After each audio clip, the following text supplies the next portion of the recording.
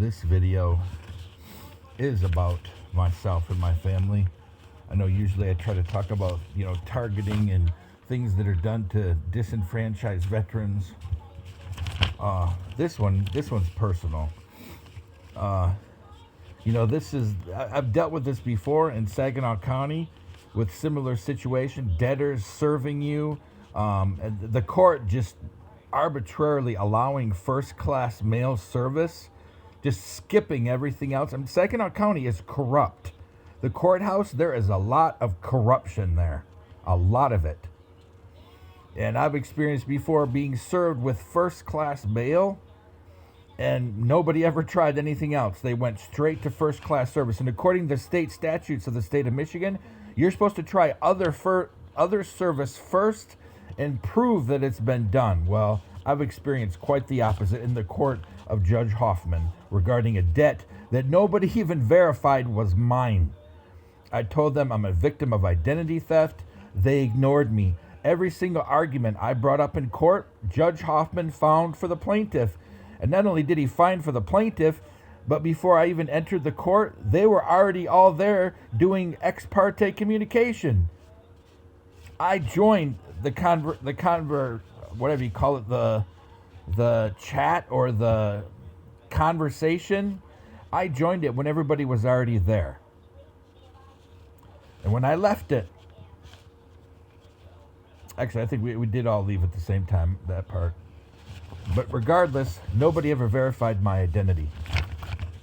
And my argument was also that I'm a victim of identity theft, as many other veterans are, especially if you've been deployed to the Middle East. And nobody verified who the debt was to. And just because, somebody at one point maybe had a particular account with a particular creditor doesn't mean it's theirs. And tertiary, my argument is that as a victim of identity theft with clone cards, people using dashboard, all kinds of stuff, people doing, they refused to verify any single transaction. They refused, and the judge let them. Without ever seeing my driver's license, my social security card, nothing. I think personally, Judge Hoffman is a horrible person. Really. Horrible person. I didn't see any righteousness in that court whatsoever. I don't like him. And the conference, when we were, I was honest in the first conference, the pretrial, and she took everything and she twisted it, lying even in the court. She committed perjury in court. And receiving a new thing, I don't even know who these are. Midland Credit Management, Inc., the office of Mary Jane M. Ellliot, and her co-counsel David J. Manion out of Novi. Going after a bank account that I really don't use because I don't have any money. Doing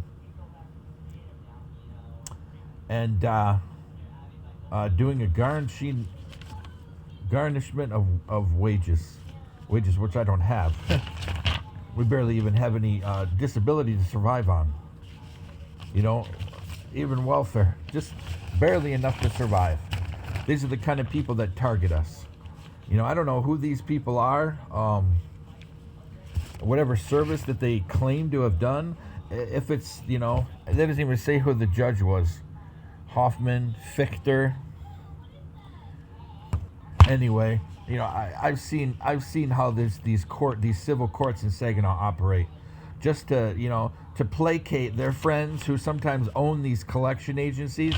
They will go right to first class mail and skip everything else. And then also what I've seen is they will lie.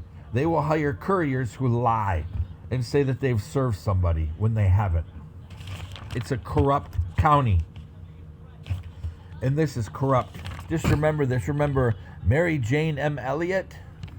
No bar number, which is odd. Apparently she is an attorney. Yeah, apparently she's not an attorney. And then she has...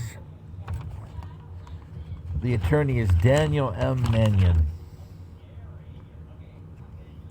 Bar number Papa 48904. This is bar number. So, or his P number. But out of Novi, these people are targeting veterans, never checking identity or anything, never discussing anything with the veteran. They just go right after them. This is what I'm talking about, what's going on in Saginaw County. Firms just like this, and then various other lending agencies and credit cards targeting people here, and then they don't work with them. If a hardship happens, they go right after their throat and garnishing their wages. So again, a family can't get on track because some debt that they refuse, the debtor refuses to verify the original debt, which is required by federal law.